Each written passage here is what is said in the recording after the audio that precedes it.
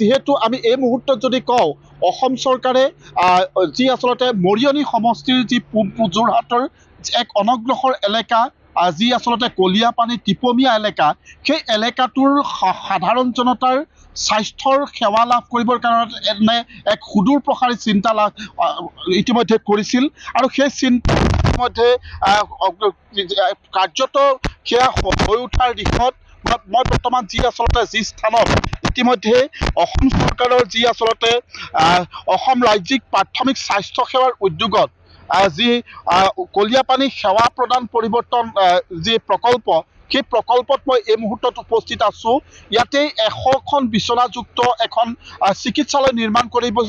কৰিবৰ বাবে ইতিমধ্যে প্ৰস্তুতি প্ৰায় চলি আছে যিহেতু 2024 বৰ্ষৰ 5 মাৰ্চত যন্ত্ৰ নেওগে ইতিমধ্যে ইয়াৰ আধাৰশিলা স্থাপন কৰিছিল আৰু আধাৰশিলা স্থাপন কৰাৰ পিছতেই ইয়াৰ কামৰ কিন্তু কাম পূৰ্ণ গতিত চলিছে আৰু খুব ক্ষিপ্ৰতাৰে চলিছে প্ৰায় 91 কোটি টকা ব্যয়েৰে নিৰ্মাণ কৰিবলৈ লোৱা এই যে আচলতে বৃহৎ এই চিকিৎসালয় এই চিকিৎসালয়ৰ কামৰ আমি অগ্ৰগতিৰ কথা যদি জানিবলৈ চেষ্টা কৰোঁ 5 মাৰ্চত আধাৰশিলা হৈছে কিমান কোনটো পৰ্যায়ত আছে আজিৰ তাৰিখত আমাৰ যেনেকুৱা ধৰক ঘূৰি দিলে সুবিধা হ'ব যেনেকুৱা আমাৰ যিটো মেইন ক্ৰিটিকেল ফাউণ্ডেশ্যনৰ ৱাৰ্ক ফাইলিং ৱাৰ্ক 95% হৈ গৈছে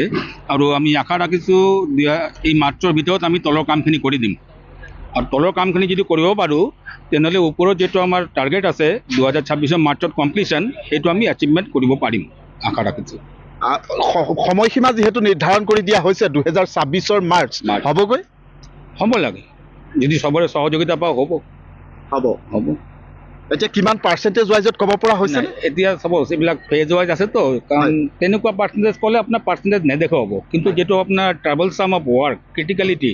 সেইটোৰ আমি 95% আমি অভাৰকাম কৰি লৈছোঁ ইয়াতে মেইন যিহেতু তলৰ কাম যিটো আমাক ৰখাব পাৰে বাকী যিটো ওপৰৰ কাম সেইটো আমি ডিষ্ট্ৰিবিউট কৰি আমি ওলাই দিব পাৰিম নিশ্চয় নিশ্চয় আপুনি ইয়াতে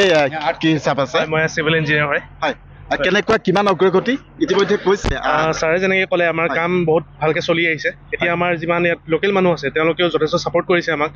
কোনো ধৰণৰ প্ৰব্লেম আমি ফেচ কৰা নাই আমাৰ যিজন MLA ছাৰ আছে ৰূপজ্যোতি কুৰ্মী তেওঁ আহে মাজে মাজে ভিজিট কৰে বৰ্তমানলৈকে আমি চব ভালেই পাই আছোঁ আমাৰ কাম ধুনীয়াকৈ আগবাঢ়ি গৈছে আৰু নিশ্চয় আমি মাৰ্চলৈকে আমাৰ স্লেবৰ কাম কৰি আমি ওপৰলৈ আগবাঢ়ি আহিম যিহেতু এই অঞ্চলৰ কাৰণে এখন আশাৰ চিকিৎসালয় হ'ব একেবাৰে অনগ্ৰসৰ চিকিৎসাৰ দিশত একেবাৰে অনগ্ৰসৰ এটা এলেকা সকলোৱে আশা কৰিছে কাম সহযোগিতাটো সকলোৰে আছে নিশ্চয় আছে চবেই আমাক মানে চব ক্ষেত্ৰতে সহায় কৰিছে কোনো প্ৰব্লেম পোৱা নাই আমাৰ যেনেকৈ দিনে ৰাতিয়ে কাম চলিছে বহুত জেগাত কি হয় আমাৰ ৰাতি কাম চলাৰ কাৰণে বহুতে মোৰ ল'ৰা ছোৱালী পঢ়া আছে কিবা আছে কমপ্লেইন কৰে আমাৰ তেনেকুৱা একো প্ৰব্লেম নাই চব ফালৰ পৰা আমি সহায় পাইছোঁ দিনে নিশাই চলিছে 24/7 আমাৰ 24/7 কাম চলে হয় ইয়াতে শ্ৰমিকৰ বা তেনেকুৱা কোনো সমস্যা নাই প্ৰব্লেম দাদা সৰু সুৰা প্ৰব্লেমটো চব জেগাত থাকে কিন্তু আমাৰ যিমানটো হৈছে মানে ভালে চলি আছে কোনো ধৰণৰ প্ৰব্লেম আমাৰ তেনেকৈ পোৱা নাই আমি লোকেল মানুহ বহুত আমি ইয়াত দিছোঁ তেওঁলোকে ইয়াত কাম কৰি আছে নিজৰ জেগা নিজৰ কাম উঠাই আছে তেওঁলোকে নিশ্চয় হয় ধন্যবাদ জনাইছোঁ মই SPP কমাৰ্চিয়েল ইতিমধ্যে জনাইছে যে খুব ক্ষিপ্ৰগতিত কামসমূহ চলিছে আৰু ইয়াৰ সহযোগিতা এই যি আচলতে স্থানীয় ৰাইজৰ যেতিয়া এটা প্ৰকল্প কাম ক্ষিপ্ৰগতিত চলে সেই ক্ষেত্ৰত কিন্তু সাধাৰণ ৰাইজৰ যথেষ্ট সহযোগিতাৰ প্ৰয়োজন হয় আৰু এই ক্ষেত্ৰত এই যি 91 কোটি টকা ব্যয় সাপেক্ষে নিৰ্মাণ কৰা এই যি 100খন বিচনাযুক্ত চিকিৎসালয় এই চিকিৎসালয় কিন্তু সমগ্ৰ অঞ্চলটোলৈকে আশাৰ ৰেঙনি আনিছে মই আৰম্ভণিতে কৈছোঁ যে স্বাস্থ্য সেৱাৰ দিশত একেবাৰে অনগ্ৰসৰ এটা এলেকা মৰিয়নি সমষ্টিৰ পূব প্ৰান্তৰ এই যি চিকিৎসালয় এই চিকিৎসালয়ক লৈ সকলো আশাবাদী আৰু সেই আশা কাৰ্যত সাকাৰ কৰি তুলিবৰ কাৰণে যি ঠিকাদাৰী প্ৰতিষ্ঠান সেই প্ৰতিষ্ঠানেও কিন্তু দিনে নিশাই এই মুহূৰ্তত তেওঁলোকৰ কাম দ্ৰুতগতিত চলাই নিয়া পৰিলক্ষিত হৈছে আপুনি বিচৰা বাতৰি পাব কেৱল নিউজ 18 এপত নিউজ 18 এপ ডাউনলোড কৰিবলৈ স্কেন কৰক এই QR কোড